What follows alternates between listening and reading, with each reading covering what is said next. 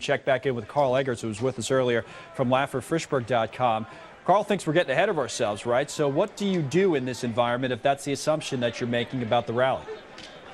Well, you do have to stay invested because, like I said, you've had these two-day pullbacks, and then all of a sudden the bulls come in and take it up higher. But I would treat this market kind of like the bully in school that walked by all the time, and he would flinch, and you would take cover, and the one time you didn't, you get punched in the face. Treat it like he's the bull, the market's the bully, and when it flinches, meaning it goes down a little bit and looks like it's going to roll over, you start selling a little bit, and you take a little bit of profits, you take some off the table.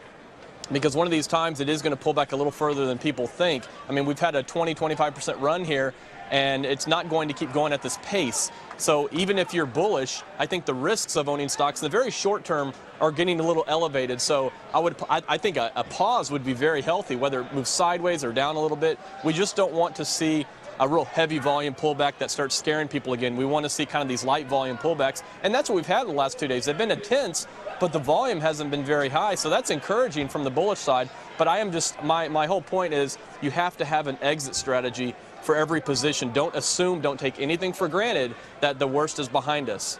Because even if we just test the lows, you're still talking about a 15 or 20% pullback, and that's not since we've had anything we want to go through. Yeah, we've had this big rally. All right, Karl, thanks very much for that.